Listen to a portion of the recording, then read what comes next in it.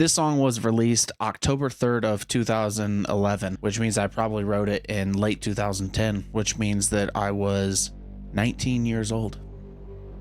I want to do an unedited walkthrough to show you guys how I fully remade this song from scratch to make a modern, evolved version of Not Alone by my band, The Browning. Burn This World was not The Browning's first album. I actually started The Browning as a solo project around 2004, and The Browning has pretty much sounded the exact same from then all the way up till now. At the time when I released Burn This World, I thought I had totally figured this weird blend of electronics and metal out, but in reality, I was just barely scratching the surface. I have come such a long way in not only the past 21 or 22 years of writing Browning music, but even in the past 2011 to 2026. And so whenever I decided it was time to remake Burn This World, I knew I had to do more than just reskin the album. I had to take the song ideas and modernize them in a way to make them sound like modern Browning, but while preserving the songs and leaving them recognizable as the originals. There's a few main focuses when going through this song file to talk about that are drastic differences, and really it comes down to building / releasing tension, more climactic and impactful sections, and then keeping a very high energy and drive throughout the song. The Browning has always had crazy dynamics. It's just obviously going to be there with the blend of electronics and metal. These three things are a major focus of mine for the past few years when writing music in general, and we're going to highlight that. Head over to thebrowning.net. You could pick up this album, Burn This World Evolved. You could also pick up some sweet merch, and you could also pick up some tickets to come see our 15-year anniversary tours for Burn This World, where we're playing this album front to back. Again, that's thebrowning.net. And let's dive into this session file for the song Not Alone. Let's do it. All right, let's get straight into it. We are here on Logic Pro. I've used Logic for a very long time. Initially, for the first few years that I wrote and recorded my own music, I was on Fruity Loops, as was pretty much everybody. But kind of quickly, after a couple of years, I switched over to Logic, and I've been on Logic ever since. I haven't used any other DAWs since that switch. Way back in the day. First song I ever wrote on Logic was actually The Sadist. I did it when I was like 14, 15 years old or something. And I remade that song multiple times, including on this remake album. I do have the original song up here, so we can go back and forth and I can show the differences of the original and the new stuff, but there is nothing used from the old stuff. It is all made from scratch, no MIDI shared, no stems, nothing. It's all brand new on the new stuff. And so we'll be going back and forth and referencing and showing the focus points again from the intro. We're focusing on building the tension and releasing tension. We're focusing on big old climaxes, and then we're focusing on drive and a bunch of energy going forward. And so I'm just going to go through each part and kind of show you how my brain works on like, how can I make this part better and make it just more high energy and fit with what the Browning does now. Also, don't mind the box up here in the top corner up over there. That is old school RuneScape. I can't have anyone thinking that I'm XP wasting while I make videos like this. And so RuneScape stays on screen and it stays up at all times, no matter what. And so let's get straight into this. You can tell my mindset difference literally from the first second that this new version starts. And so here's the old start to the old Not Alone, the original.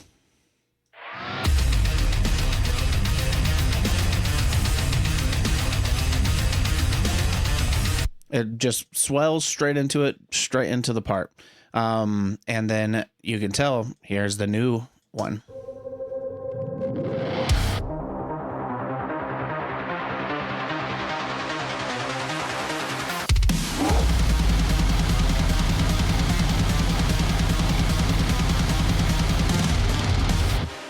It sounds way faster, sounds way heavier, it's way more energy, and it's actually not faster. It's actually the same exact tempo as the original. Difference is the original's in triplets. Triplet, triplet, triplet, triplet, triplet, triplet. The new one is not in triplets, it's in like 16th notes.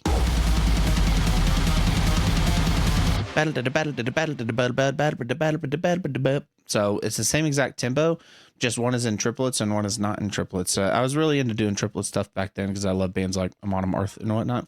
But yeah, the new one is way faster feeling. And then also we have like a proper intro. Instead of just going straight into the song, we have an actual intro with a synth that is building tension, like literally right off the bat. So like the whole tension release thing happens within the first 5 seconds of this song. We have these synths right here. We have a hit, a proper intro, and then these synths right here doing some swelling up.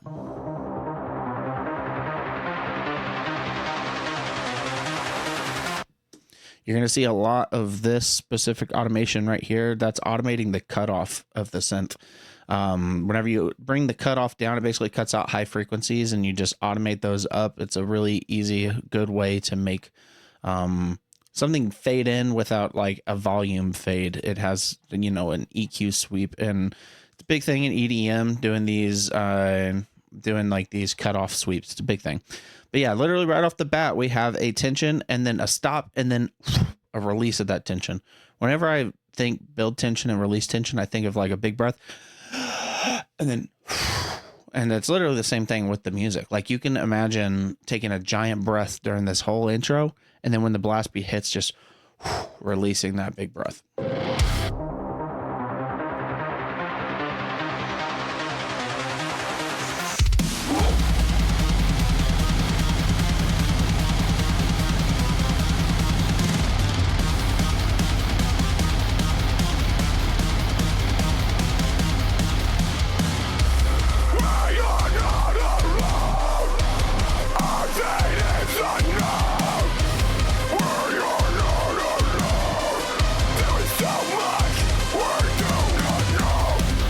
Yeah, and so that's the first breakdown, kind of bridge, not bridge, like kind of verse, but not particularly the verse. The structures back in, I didn't really structure songs. I still don't really.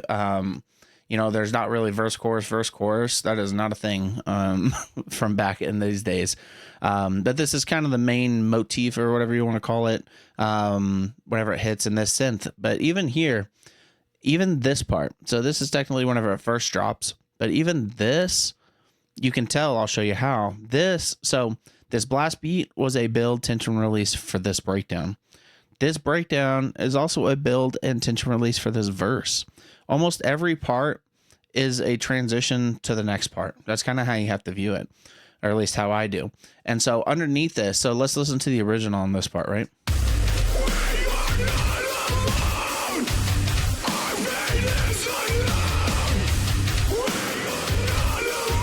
So it's basically that synth just up high the whole time. It's sitting on top. It's not dynamic. There's no dynamics happening. Now that main synth, we have like 4 different synths happening right here. We have one synth or 2 synths that are on the bottom that are just giving that drive. Number 3, focus number 3, insane amount of drive and energy. Listen to these.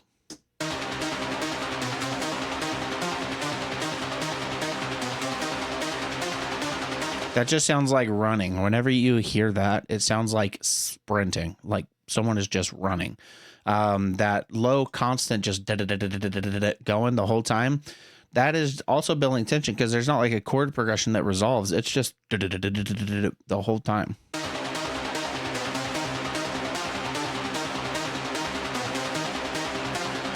Right? There's that.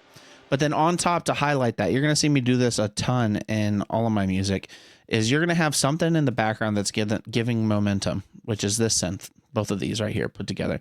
And that's 2 separate synths as well. You have that one, and you have this one. You can see in the MIDI here, we have the notes that are just, you know, plucking away there on the bottom. But then we do still have the top end notes doing the melody. But then I'm almost always somewhere going to have another side of the synth that is focused specifically on the melody, which is this synth up here. And with this one, this is also doing, again, that cutoff swell. And so this is acting almost as a swell to go into the next part. So this itself is building tension to release for whenever it drops. So here's what this synth sound like.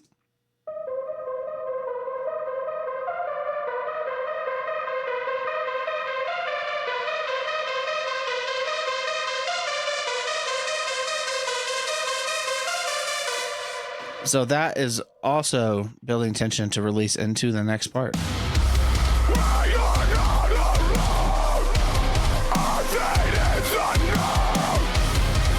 You're gonna start really feeling it.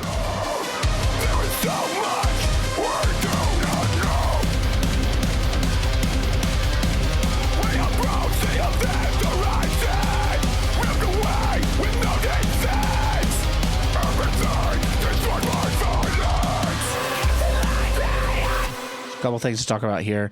It's just another thing of my new thought with like being more driving. Listen to the original verse.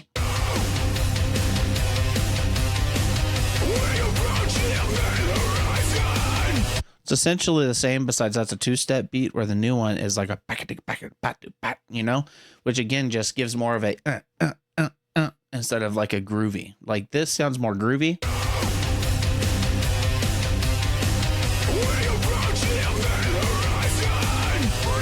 The new one sounds more.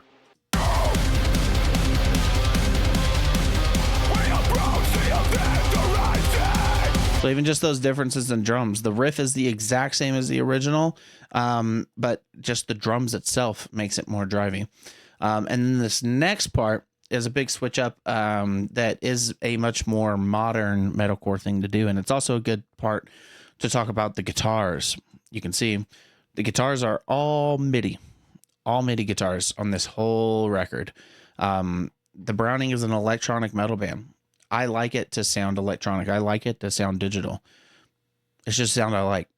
And so I use Odin for all the guitars on this record. There's a couple punch-in spots for some real guitars that you can't do with like MIDI. But essentially the whole record is MIDI guitars. Here's what the main riff sounds like with MIDI.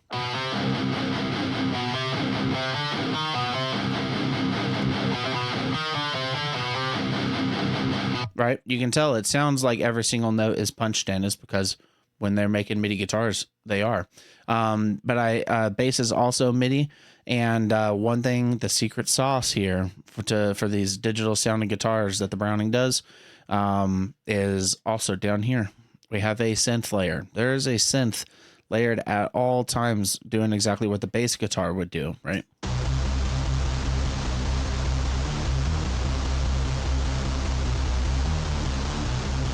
That is going the whole time to just give thickness, to give extra noise. And so all those tied together.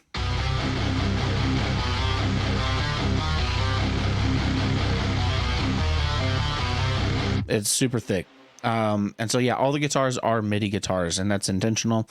I like the way it sounds with everything mixed in, with the synthesizers, with everything. We're a synthetic band. That's just how it is. We run live guitars, like real guitars live, but on record, I like the digital guitars. What can I say? But this right here, so right here going into the second half of the verse, it's a big switch up. Like in the original song, this verse riff just keeps going. And it's one thing that I switch up a lot on the new record, is that a lot of stuff just repeated and repeated on the old stuff, which is fine for the time. But now we're switching up stuff way more. So the original, here's the second half of the verse.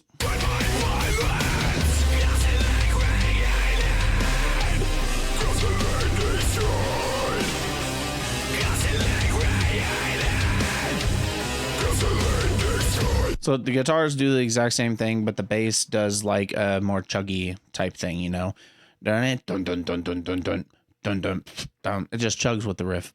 The new one, we switch up that guitar quite a bit. Check this out. This is much more modern metalcore.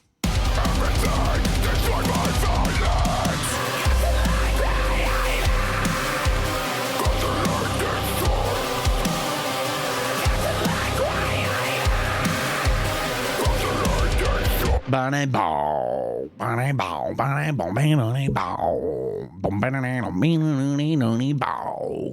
time to talk about the tuning as well. The initial album was in drop C, and how do you modernize an album that's in drop C? You put it in double drop C. That's how.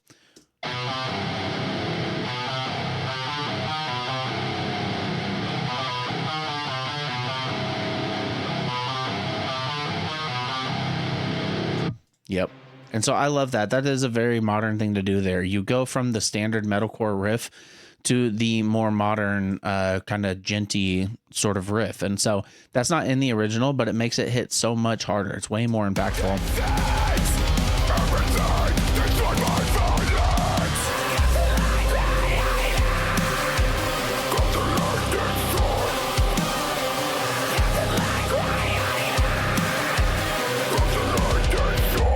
Makes it way bouncier, way groovier. And there is the first time on it too that you can hear a big thing that's part of this new album as well. And this song particularly is we obviously have the synths and everything going. The synths sound good, but what we really have is some new choirs as well. I did use a lot of the same choirs that I used on Burn This World initially, but I hit up my boy Swarm. Swarm is an EDM artist that does really, really big, epic songs. And he uses East West. And I have East West, but he just knows how to manipulate those voices just a little bit more. So I hit up Swarm, said, yo, I need big choirs for this record. And so I sent him the MIDI. You can see I have the MIDI up here for the choirs and right here. And so here, let me play you what like the Logic choirs sound like, right?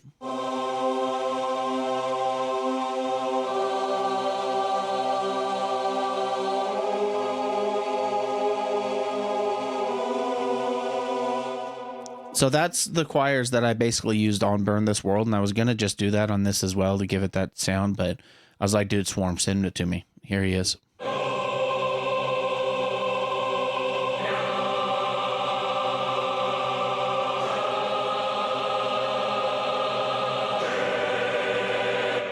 Huge. Obviously a big difference.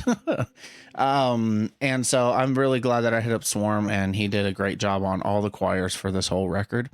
Also, one thing real quick before I move to the next section, one thing I do now that I barely ever did back then is I almost always have some sort of rhythmic percussive thing happening. This is going almost in all the main parts in the song. Like any of the main metal sections, this thing is pretty much happening.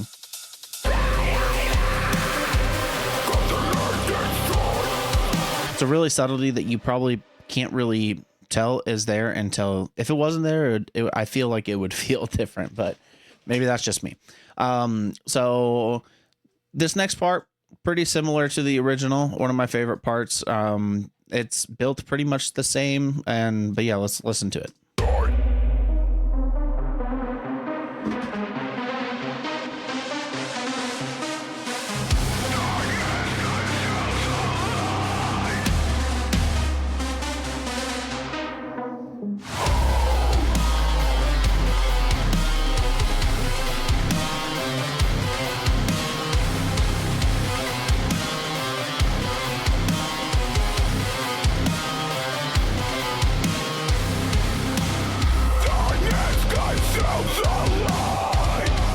Right. I love these synths on this section. Let me just solo those so you can hear them. It's basically a better version of what the synths were doing on the original, but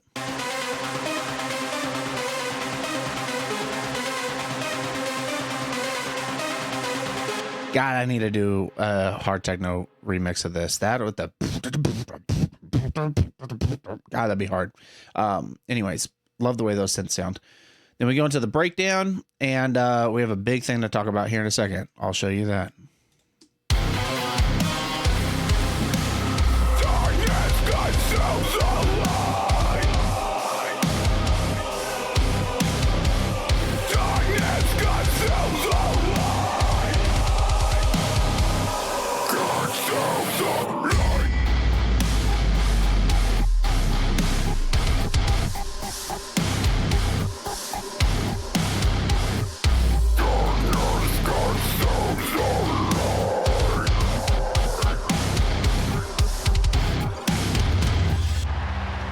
So anyone that knows the original, that is not in the original.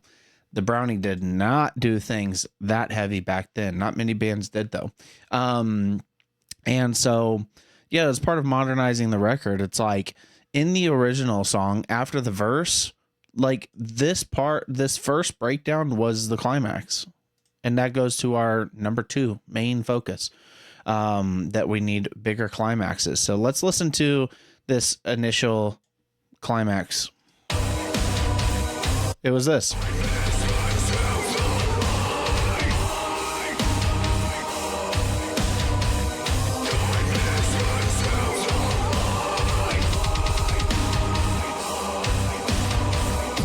And it hits and transitions to the techno.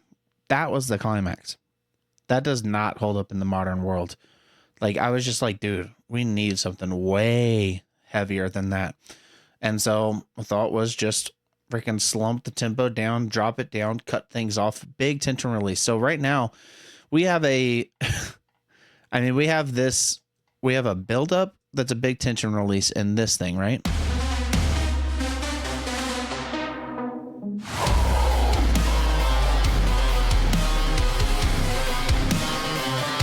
And then that is technically a buildup for this.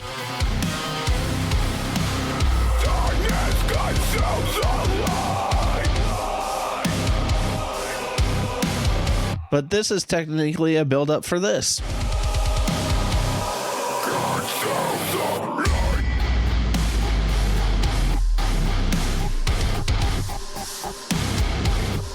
It's a thing that I'm coining. I call it the double drop, the triple drop. The Browning does it all over the place. Like, what I love to do in the new Browning stuff, if you go listen to Omni, you hear it all over the place. You think the breakdown you're listening to was the drop, but it's actually not the drop. The drop is to come. Go listen to the song Poison, the middle big breakdown that's like, you think that's the main breakdown. You don't realize, though, that the first time hearing it, that's actually a buildup for the real breakdown. I love doing it. I call it the double drop. This is a good example of that, because you have the breakdown drop here, but then you actually have a breakdown drop here, but then you really have the breakdown drop here, the triple drop. And one thing with that I learned over the years, sometimes my goal early was just like electronics at all times. No matter what, there has to be tons of electronics, which, yes, I still do primarily at all times have electronics going in the Browning stuff, but I've learned to a big tension release sometimes is to drop back electronics as much as possible. So when this hits, a lot of the synths drop out. You more so just have rhythmatic stuff popping off whenever this big thing hits.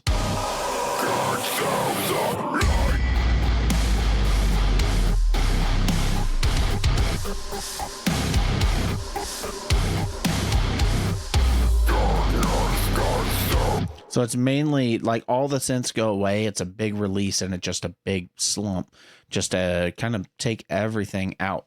And, and then that sound is pretty weird. This electronic that's happening here, right? Let me show you.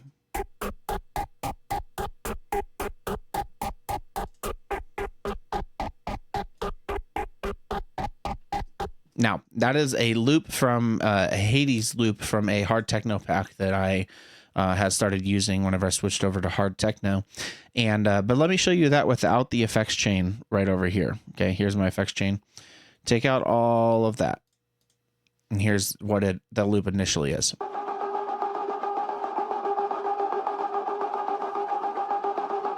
Right?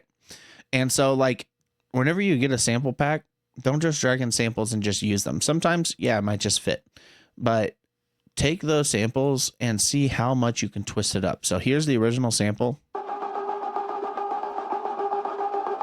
We throw a manipulator, we throw a tremolo, we throw a fury distortion, we throw a tuner, and we throw a micro phaser.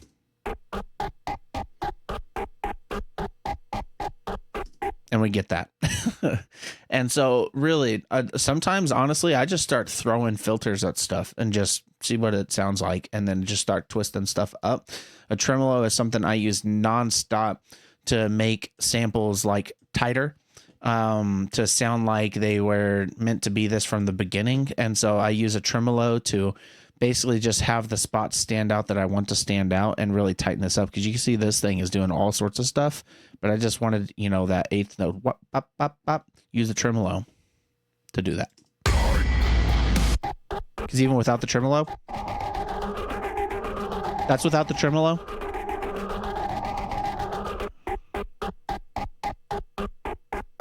See what I'm saying? And so the tremolo is your friend to get stuff to be in time that might not be in time if you're using samples. And so, yeah, that part is just a major slump that is not in the original. And it's, again, also just a massive tension build for a big transition into techno. So we're still building.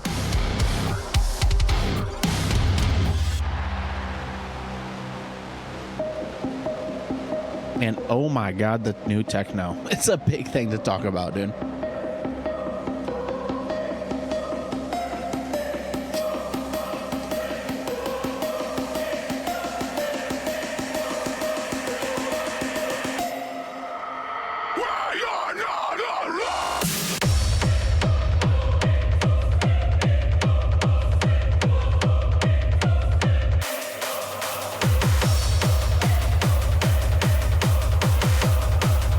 I mean, how much more mature does that sound?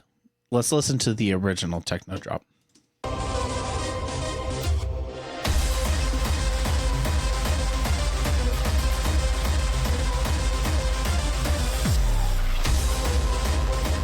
It's not bad. And for the people that really know techno subgenres, you know that I was going for hardstyle back in the initial stuff. I love hardstyle. Hardstyle is that hard kick, that distorted kick. I've love hardstyle, but I feel like most people hardstyle is pretty off-putting. And now I can properly make hardstyle. Back whenever I made Burn This World, I couldn't really. I was just a kid trying to make it, and I, especially songs like Bloodlust, dude. The hardstyle Bloodlust sounds really bad in the original, and so yeah, I was just like, dude, okay, you know, we have a lot of metal fans.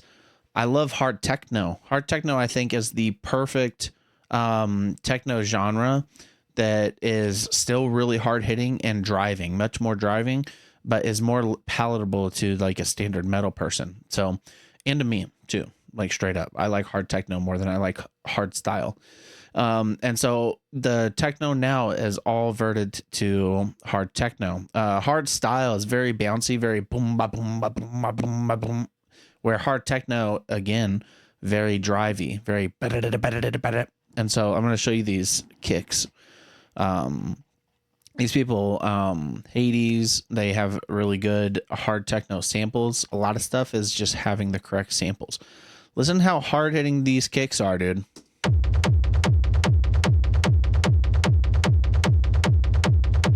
And again, it's that running feeling that I talk about. This song feels like you need to be running the whole time. That's that drive and the high energy, and that stuff live. I still use some hard style kicks, but mainly in the background, just add distortion. And so, yeah, that's more in the background to add some distortion, and because I love a gabba kick is what it's called. But man, how much more mature does this sound? To imagine a standard techno person, or not techno, metal guy, hearing this versus hearing this.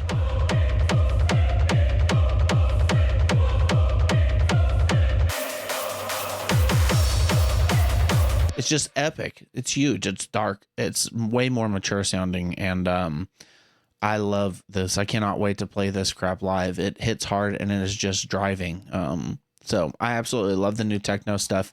It's one of the biggest aspects of production that I've gotten better at from the time whenever I wrote Burn This World till now. The techno is immensely better. But again, that's building up for, guess what? A release.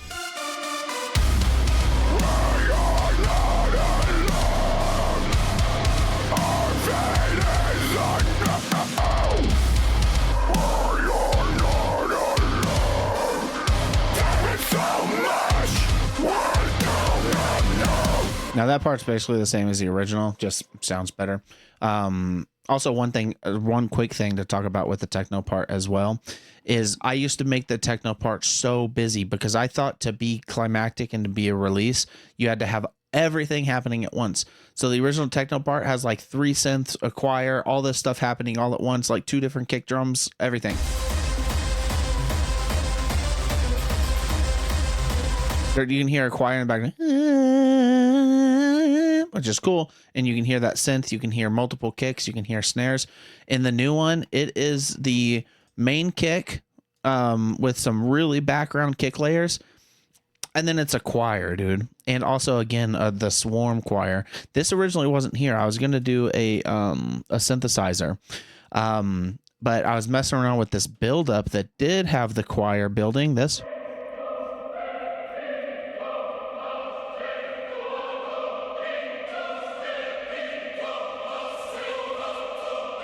And I was like, I imagined in my head of that, and then I kind of time stretched it, make it sound super ghetto on the techno part.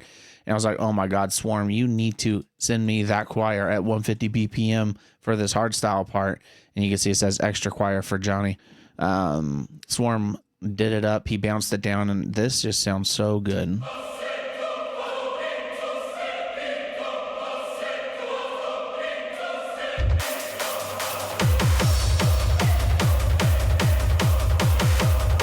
So less is more. The release of tension actually was for there to be less stuff than what's happening in the buildup in the part before it. So big thing I've learned as well. Sometimes you need to dial it back actually to make it more climactic. This right here is this transition into verse number 2 is a big difference in songwriting as well. I'll show you the original transition.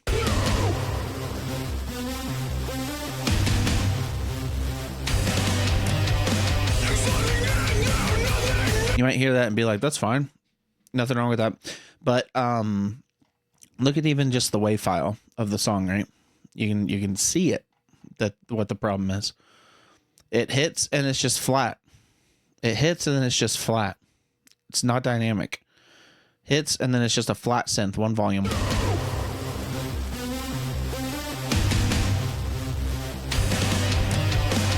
Like there was no build. It's a build up for a verse. There's no tension there besides just the hits. And so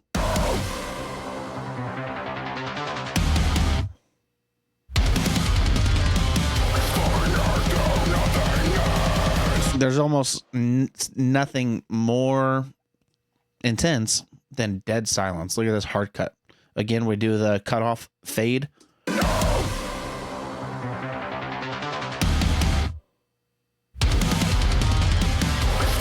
Yep.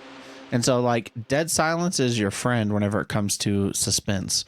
Like it goes dead silence and everyone's like, what? And then you're like, just catch them off guard. And so this is a proper build up. There's tension that's being built and it's actually building into something and then catching them off guard because dead silence into just brutality.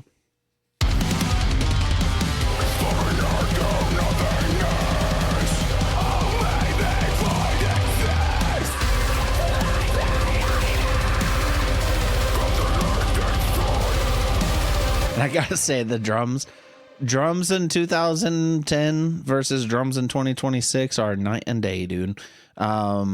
This part initially, like, listen to how less intense the original was.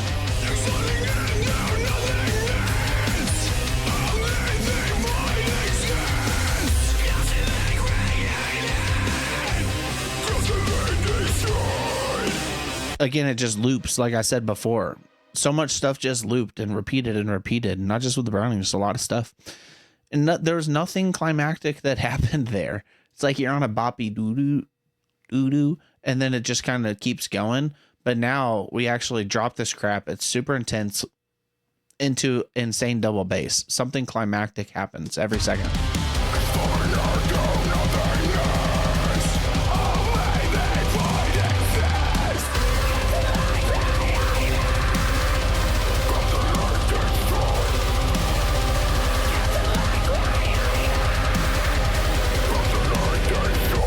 And we'll talk about vocals in a second. But yeah, so even that, like, second verse happens, the drums and stuff, everything's totally different than the first verse. And it's way more intense this time around. And we do something totally different. And even it's same guitars, you know, still doing that.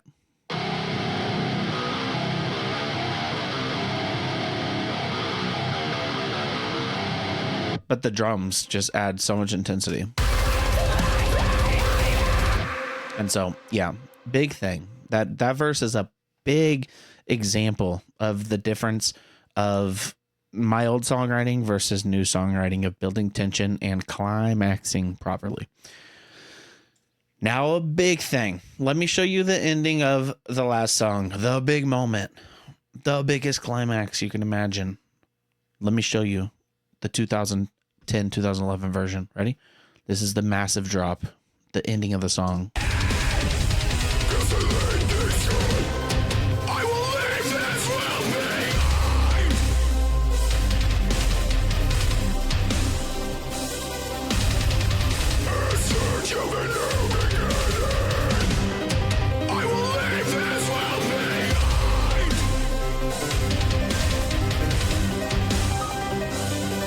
That's it. I mean, that goes the whole time. Like, you can even look in the waveform. You can look at a waveform and tell whenever there's not very much dynamics, you know? There's no hard stops. There's no, everything is basically like there's chugs that are maxed out, and then there's like loud synths.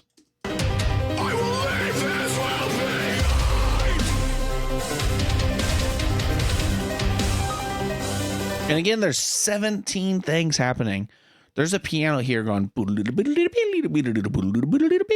an arpeggio. And then there's a choir. And then there's a synth. And then there's guitars and chugs. And then there's vocals doing a different pattern. There's 19 freaking things happening here. Like I said, in my old brain, I thought that climax was just do literally everything. That was my thought. But no, that is not how you do it. Listen to how many things are happening.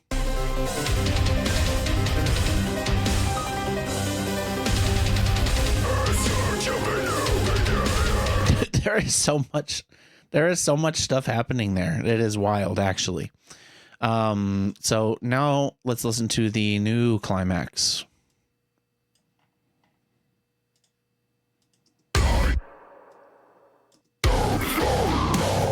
Wait, where am I at?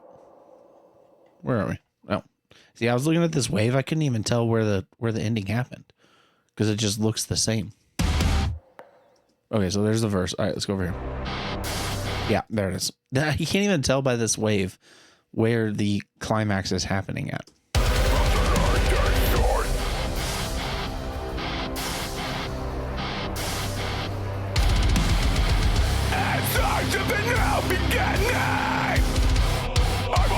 This will be mine. I will lead this world. I will lead this world beyond.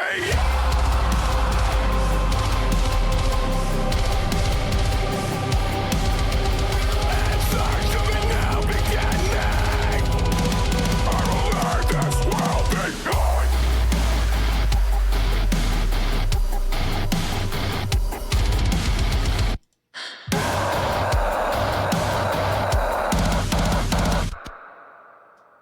There is so much going on there, as far, not so much as in so many sounds, but so much as far as just structuring this ending in such a unique, cool way.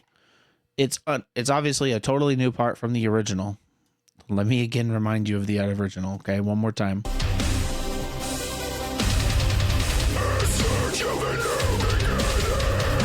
That's it. Now the new one.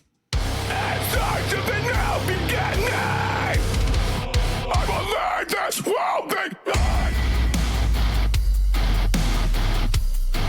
I will lead this world. Notice the difference in how many synths and how much electronics is happening there? Because remember what I said, that waveform is not very dynamic. And so now we have a much more dynamic thing happening here. This big, massive build into a massive tension release. There's like barely anything happening here. Rhythmatic stuff. And then like ambience, you know, like that is it.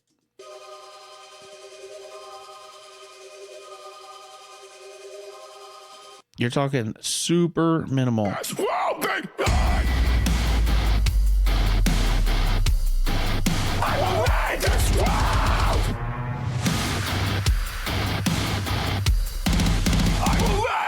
Then obviously we had to bring it back to the original, bring back in some of those choirs and stuff like that here on the middle section.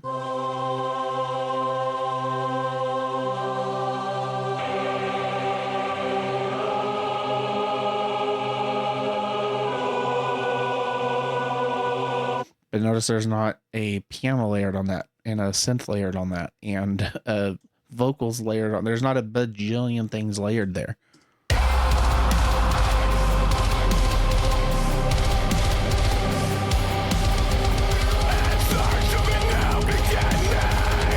Then what do you do?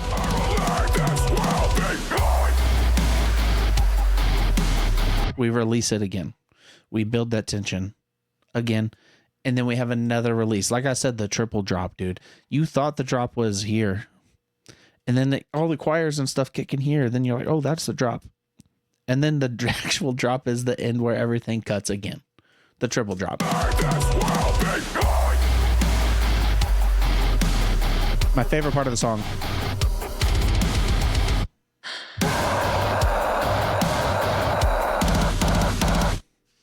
Amazing. One of my favorite things I've ever written is the end of this. I'm so glad that my brain was like, dude, the old stuff is just not heavy enough for the modern world, and then just turn it up 10 notches. So it's simple. It's the biggest release of all this energy that is just built up and built up and built up, and then just such a big release. This is such a climactic part, and such a unique structure for an ending too. It's just not a breakdown and then stop. I mean, there's a lot going on with this part, and it's one of the best things I've ever done, like structure wise, for real. And let me just do that breath thing again, dude. I love that so much.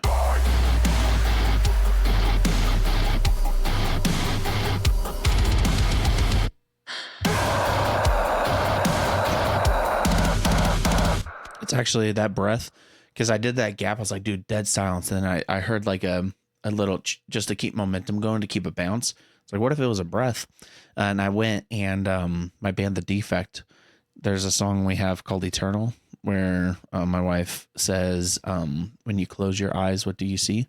And she goes, and then it goes in. It's actually the same breath from the Defect song, but in here with a different effect on it. So it's it's my wife's breathing in from the Defect song. But yeah, so that's the instrumentals of the song. Every single part, again, let's break it down. Every single part is a way to build tension for the next part. You know what I mean? If you listen through this song, again, every 8 bars, we're basically releasing the tension from the last 8 bars, and then we immediately start building again for the next 8 bars. Everything is a transition for the next part. Nothing's just a part and then the next part and then the next part and then the next part. It's to build. It's to yeah. Like I said, I don't know how many times I probably should do a counter for how many times have I said tension on this video. Let's quickly look at vocals, because again, I didn't want to just talk about like obviously things that are better, and obviously my vocals are a million times better than how they used to be. One of the main parts of the song, the constantly created, constantly destroyed. I love that lyric. I love that section. Let me show you some of this.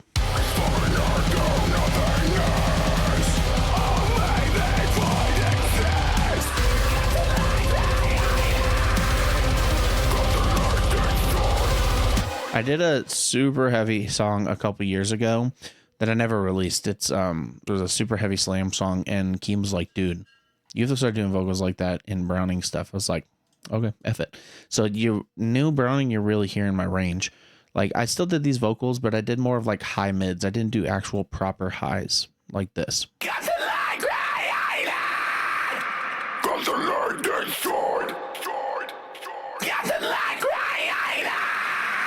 When I do those highs, I feel it in my nasal cavity, like behind my eyeballs. It's super weird. Like everything else I feel in my throat. When I do those, it feels like it's actually coming out of my nose. It's very weird. Actually, if I am doing something with a lot of those highs, my nose will actually run. No joke. But you can hear just how much more dynamic my vocals are on. Let's listen to the original real quick. Oh, There we go. Original. Mid. Mid. Slightly higher. Midish.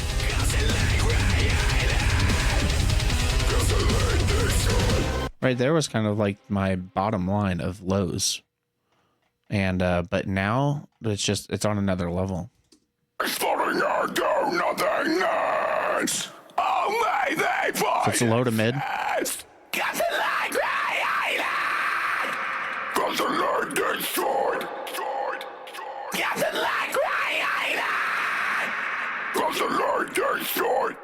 So just a lot going on.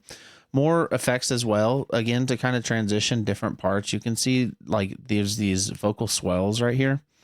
I do those whenever I basically have a new vocal tone that's about to come in, because it makes it feel less abrasive. If I want to kind of transition from like a low to a high, a lot of times I will, or if it's a vocal I really want to stand out, I'll do a vocal swell like that. Right? And that helps bring in the high.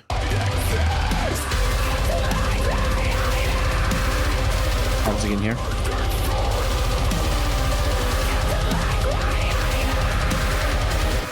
It's a very subtle thing. I believe this will be done. I believe this world. Big layer. I believe this world. And that's a good example of kind of stuff that I do now too versus back then. Like I would do layers back then, but it would maybe be like a main layer and then maybe like just the left right. But now we're constantly at all times there's two layers running on vocals, and those two tones will typically match. Like though that's the main sound that you're hearing. This is just kind of to thicken up whatever the main vocal tone is happening. And then like here, it's a big vocal. I will lead this world. So this is probably like a mid-ish. I will lead this world. And then we got two lows that are panned all the way left, right. And so it's to fill up the whole spectrum. Like this main vocal here is just going to be pretty much in the center of your head, what you can hear. I will lead this world. And then these here on the sides are going to be in the ears. This world. And so instead of the vocals just always taking up pretty much a mono space in your head, these big vocal layers will take up everything. You don't just hear vocals right here in the middle of your head. You hear your whole head is consumed with vocals. I will lead this world. You know? And so that's kind of a new thing that didn't really, wasn't a thing before. I will lead this world beyond. And search of the now beginning. I will lead this world beyond. This vocal is ridiculous. The ending here.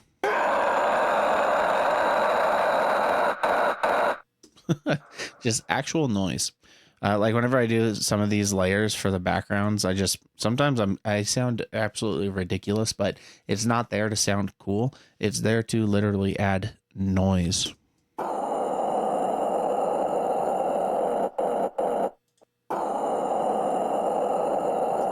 Straight garbage disposal. Or what's this one doing?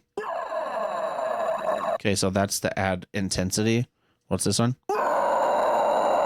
Intensity. High intensity and noise all together. Just a wall of vocals. Out of silence.